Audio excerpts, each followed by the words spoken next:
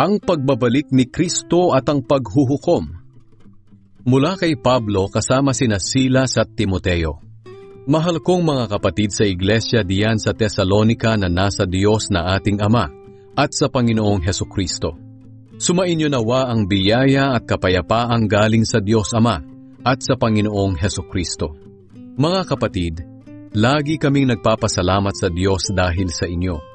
Nararapat lang na gawin namin ito dahil patuloy na lumalago ang pananampalataya nyo kay Kristo at pagmamahalan sa isa't isa.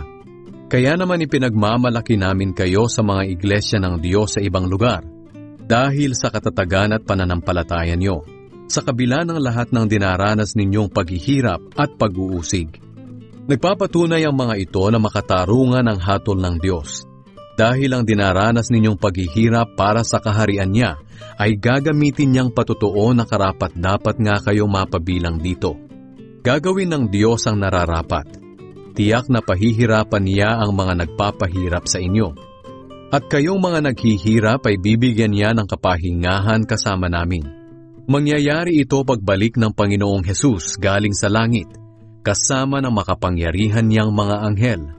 Darating siyang napapalibutan ng nagliliyab na apoy, at parurusahan niya ang mga hindi kumikilala sa Diyos at hindi sumusunod sa magandang balita tungkol sa ating Panginoong Hesus.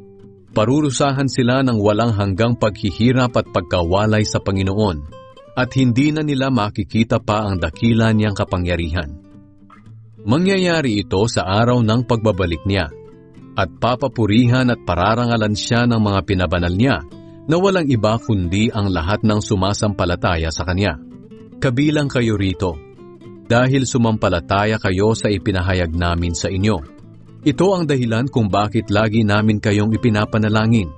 Dalangin namin na tulungan sana kayo ng Diyos na mamuhay ng karapat-dapat bilang mga tinawag niya. At dalangin din namin na sa tulong ng kapangyarihan niya, magawa niyo ang lahat ng mabubuting bagay na gusto ninyong gawin dahil sa inyong pananampalataya.